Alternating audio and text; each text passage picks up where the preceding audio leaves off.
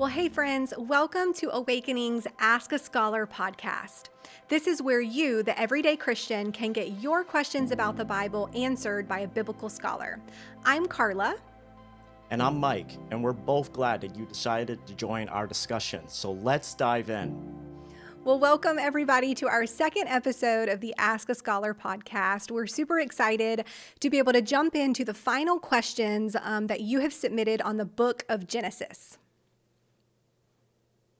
And we are so glad to bring Dr. Johnson back to answer the second set of questions, and we're ready to dive in. All Yeah, right, and Doctor. by the way, thank you for the opportunity. These are good questions. You can tell people are thinking ahead, and that's always so fun. So, Awesome. Well, we're glad to have you back. We're excited to dive in. So let's jump into question number 1. This is a fun question. It says, I know that there are opening of the eyes rituals for idols when they are being consecrated or commissioned.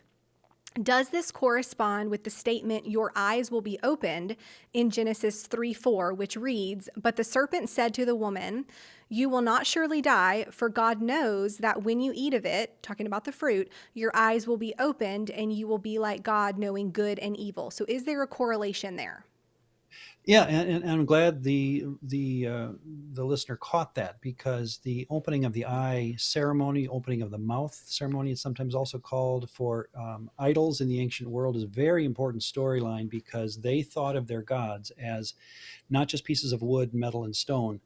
But after visiting a priest in a village and that priest doing his thing, that piece of wood or whatever veritably became a god through that kind of a ceremony. So the god was invited into the object, and here's where that opening of the eyes or opening of the mouth idea works.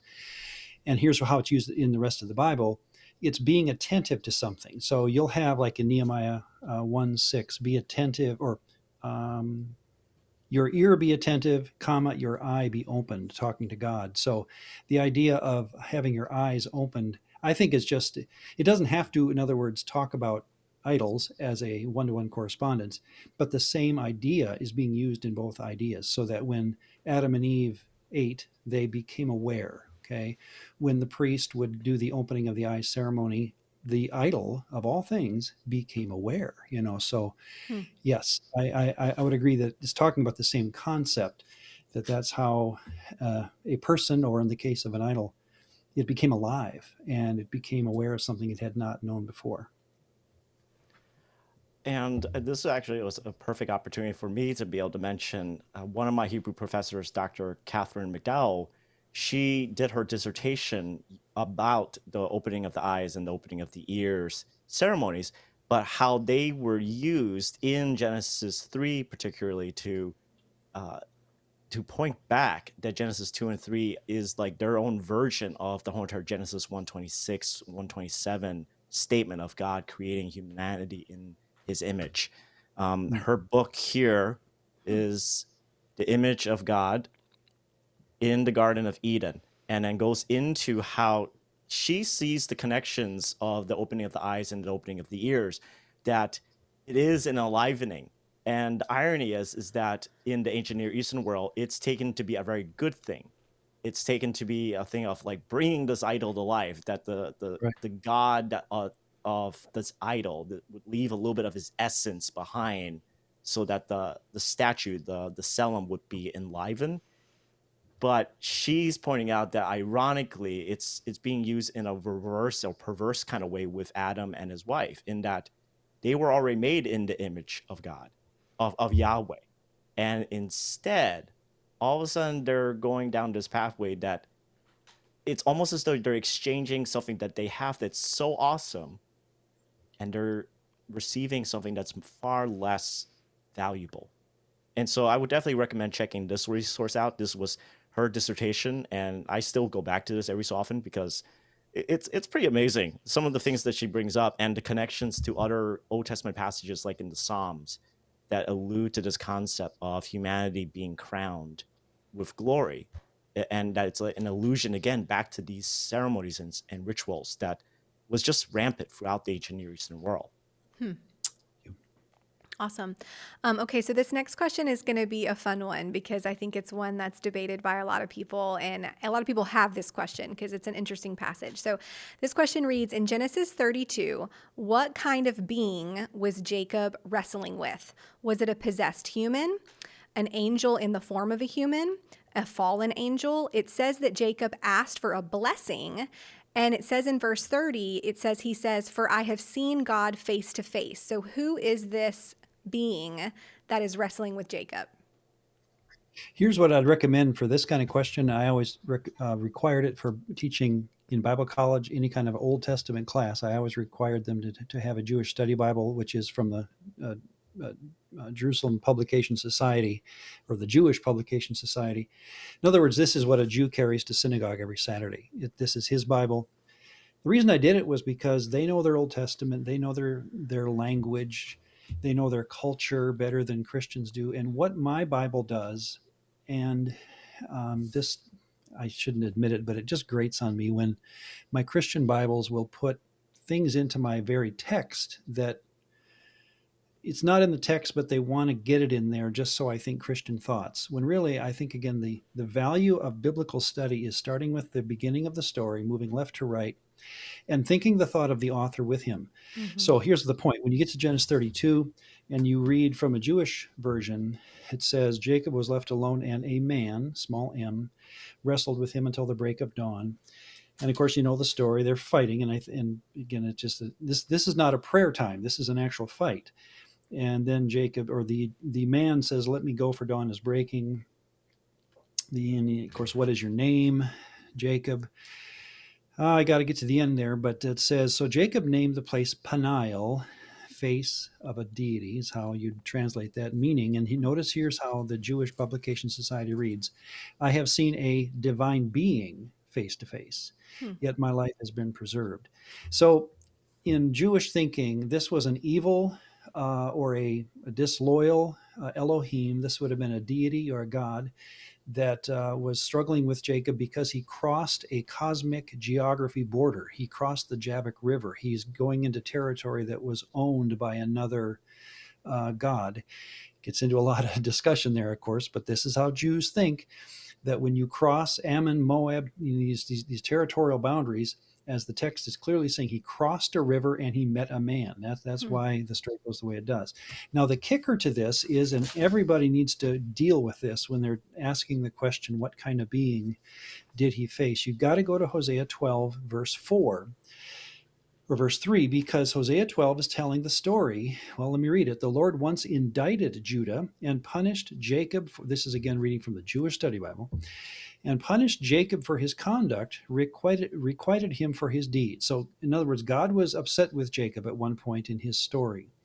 Two things. In the womb, he tried to supplant his brother. Remember the story of grabbing onto his brother Esau's heel. Mm-hmm.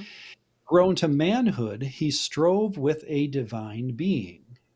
So it's picking up the Genesis 32 story. Remember what he did in that Genesis story. He asked for a blessing. That's the first thing you would think of if you're struggling with someone and in their world. Remember Paul, much later, he shakes off a snake and they call him a god. It's just, they're so ready for these divine beings to show up that they'll even have this conversation over a campfire. My point is that in our world, we think it's really weird. In their world, they thought it was normal that you would have this struggle with someone and then realize this is a deity. Okay, so that's why he asked for a blessing, because that's the first thing you would do. If you're struggling with a divine being, ask it for a blessing. That's what they do. They bless humans. So when he asked for a blessing, again, here's how Hosea 12 goes. He strove with a divine being. He strove with a messenger and prevailed, which is the shock value of the story. He beat up a deity. The other had to weep and implore him.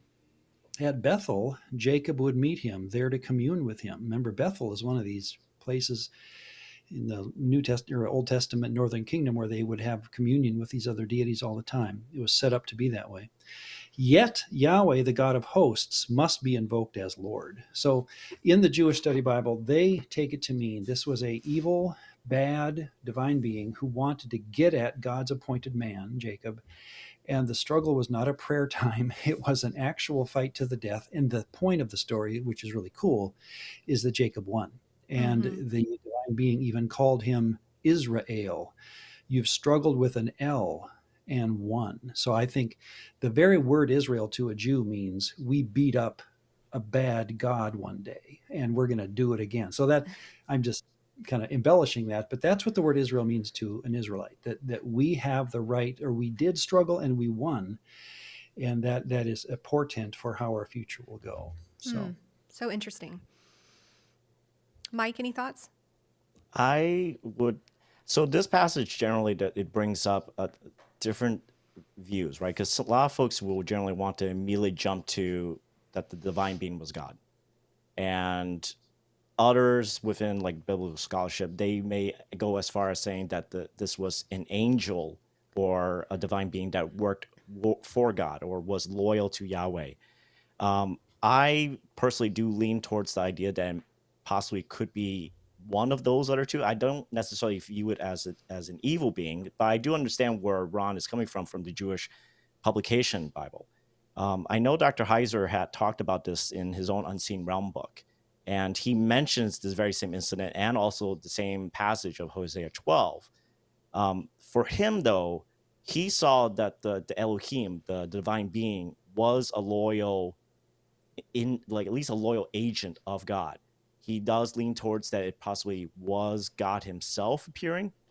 And that really comes down to how do you interpret Hosea's 12's parallelism of just interpretation of that event. For Dr. Heiser, though, he adds in Genesis 48 when Jacob is on his deathbed and is recounting that not only this incident, but seems to connect this incident and this messenger to as though it's connected to the God of Abraham, Isaac, of his fathers. And so I think there's definitely some room and some conversation that we can go here as well. there's And no Ron, necessary when you and nuance. I get to those chapters, I think we're going to be talking more about this too. Absolutely. Absolutely. Dr. Johnson, any other final thoughts on that one? I know it Yes, sounded like no, you it wanted to just say shows, something. Okay. it just shows that this is it's one of those stories that goes by so fast. You wish you could stop Yeah. the writer and say. Now, one thing I think both Mike and I are both admitting that the text too quickly puts a capital G where it could leave a small g Yeah. on God, and Yes. let the text flow before you put a capital G there. Let it play out, and then let the reader decide, kind of a thing. Because every time, and I've always said this, every time you see a capital G in your Bible, take it off, because that's a theological decision that the author's making, or I'm sorry, the modern translator's making, not the biblical author. So And Ron, I would say after hearing what you're mentioning from the Jewish publication Bible, I'm now even curious to go back into my Hebrew Bible and just see if there's also, because within the Hebrew Bible there are these notes where the Masoretic scribes or scribes later on, they would put in these annotations in the mhm. text, and it would say something to akin to the idea of, even though you see this word here, you don't say the word, you say something else, Mm-hmm. right? And so I'm wondering now if the Jewish publication Bible is going with that note of, no, don't say this word, even though that's Yeah, the word that's on the text. We're not going to modify the text, but whenever you see the word and you're reading out publicly, you say this other word or this phrase instead. So I I'm don't now know. kind of curious about that. Anyway, That's we're done. interesting. Okay, well, another thing that you guys need to study up on and then let us know what you find. There's too much. There Too is so much. much. Yes. Well, let's hit one more question before our short break. So, this question says Jacob was known as a trickster, and we see throughout his story that he was constantly tricking people, whether it was his brother, Laban, or others. Yet we see God continue to bless him. Clearly, God doesn't condone behavior like this, but why don't we see much discipline?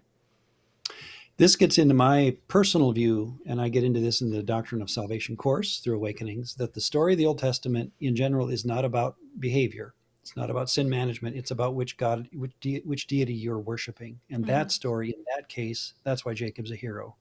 Jacob is never a hero behaviorally, but when you think about it, neither was David.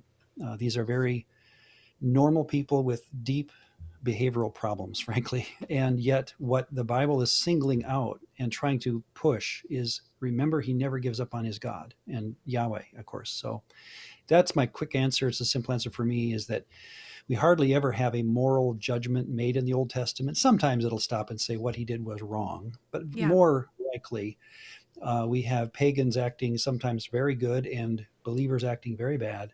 But the text is trying to get to a story of which Elohim is being worshipped behind that. And that's why I think Jacob's story is as splendid as it is. Hmm.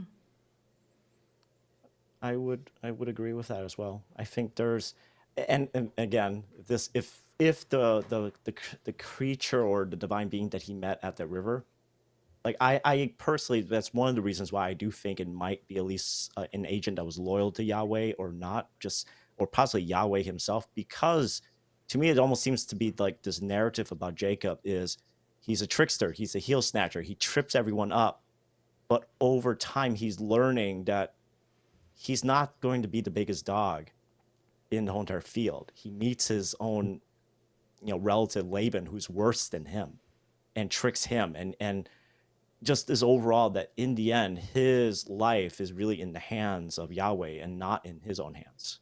Hmm. Yeah. And Esau turns out to be a pretty good guy. I mean, he's Yeah, fearful of his wife. And then, is it 20 years later they meet and Esau falls Yeah. down and, just grabs him and cries. And yeah, the Jacob Esau story to me is about which deity you're worshiping. It's not Mm-hmm. about how good you are as a person. So.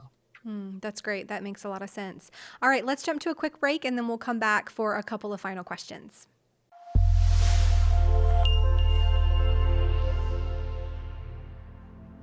If you're not already reading with us, we'd love to have you start reading today. Every month in the Awakening Bible community, we read a book or several books of the Bible together. Readings are only 1 to 3 chapters a day, 5 days a week, with weekends reserved for catch-up or deeper study. And as you read, we know that you will likely encounter questions, but that's where we come in. Submit your questions at AWKNG.com, and we will do our best to get them answered for you right here on the Ask a Scholar podcast.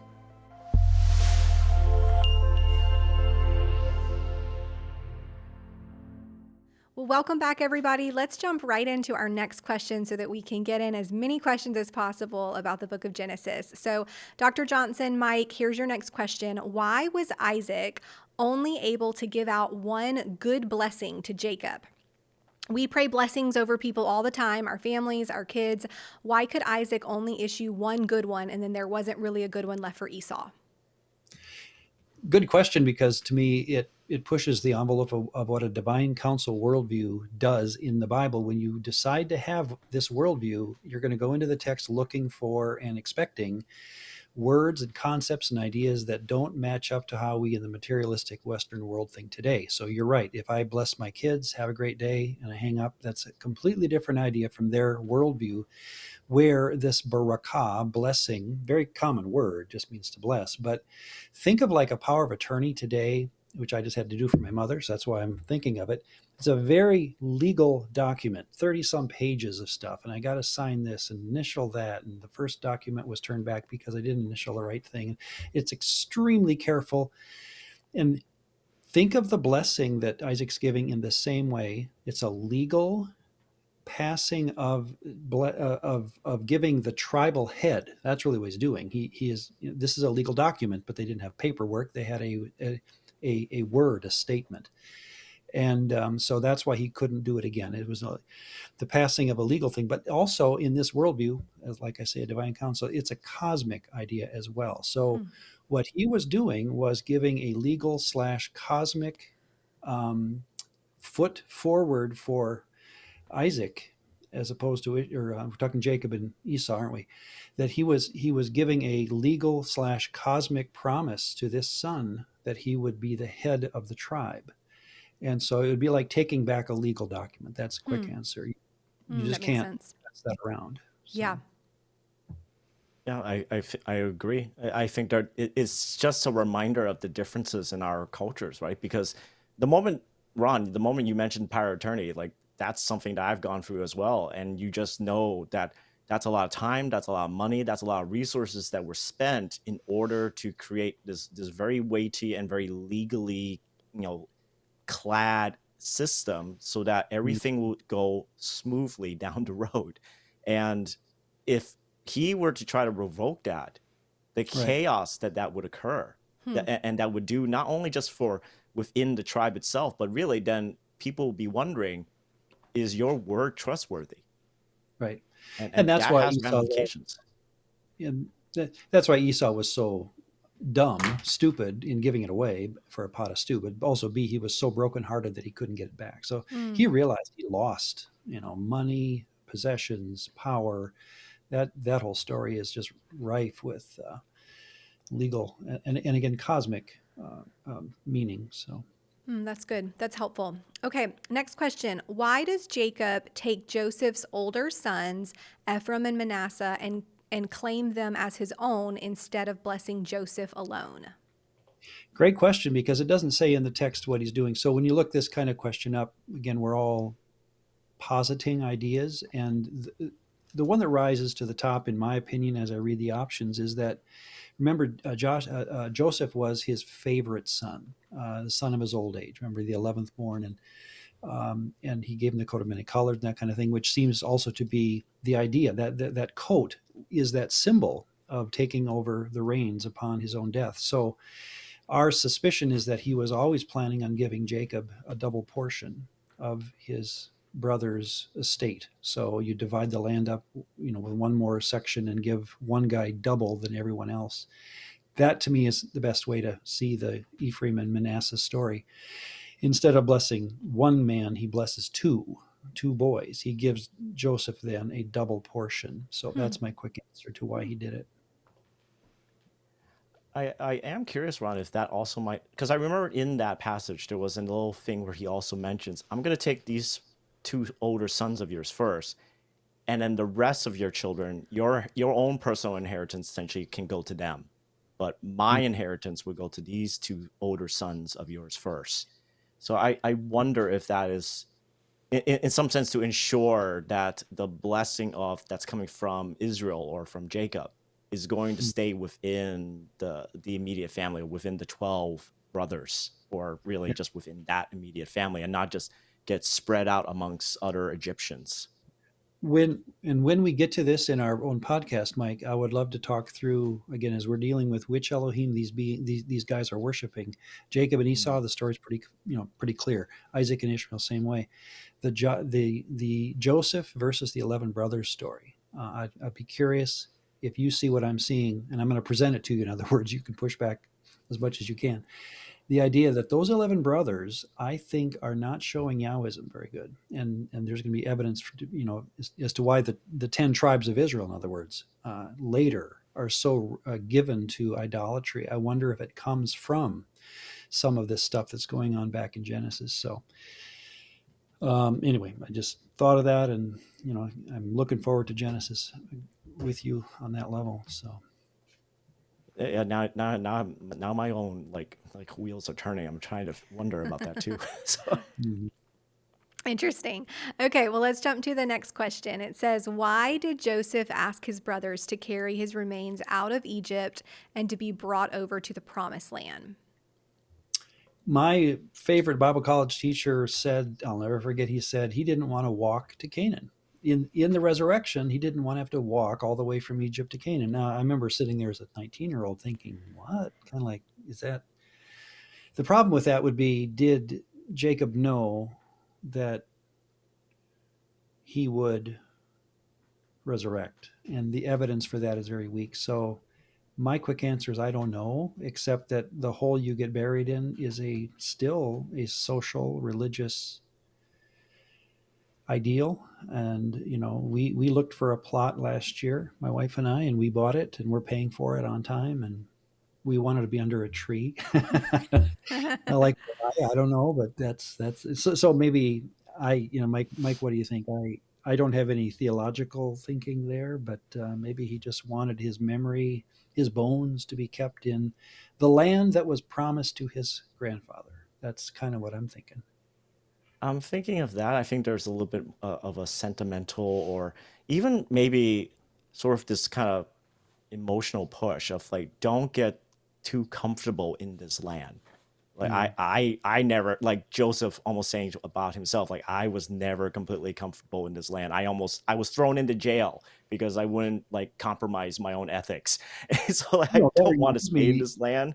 And I would just love to go back to the place where I grew up, and to the place that was promised to our family. And I don't want to be here forever. You often, forget that in their world, your means of death had a lot to say about your life. And so, you'd hang Saul on a wall, behead him, and put him. In other words, to denigrate a body in their world was to say something about their life. And so maybe that's the point too, that he didn't want to be left in a land that mistreated his people. That's a good point.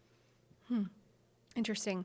Okay, well, I'm going to kind of wrap us up with a very well-known question that people have about the book of Genesis, and it's kind of a comical one too. So the question is, this came through social media: did Adam have a belly button? Please answer it for all the listeners.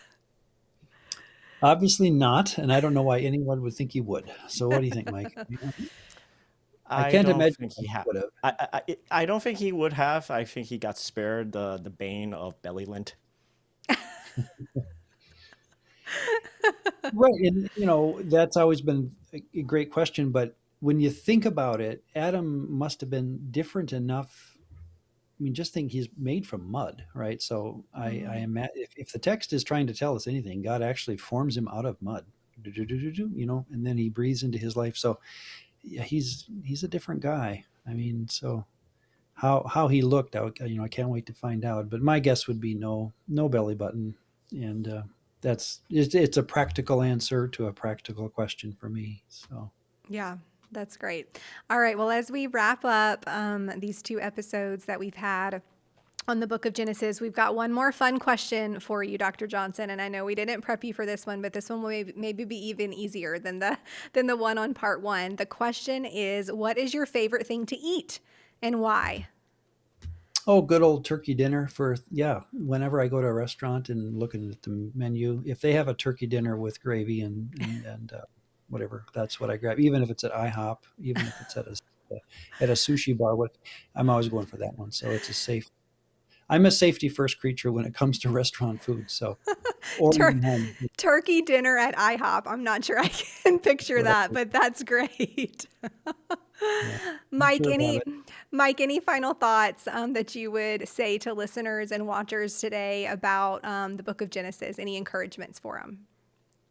Well, I would just encourage you guys to always be willing and ready to just jump back into that story. This book itself has just been a treasure trove for me as I keep going back to the narratives, to how these not only are just about creation, but it really fleshes out a whole lot about humanity. We see that being played out throughout all of the stories that are there. And I think when we can see beyond just simply the trappings of the culture, we'll realize that they are human and so are we. And that is the commonality that we have with them.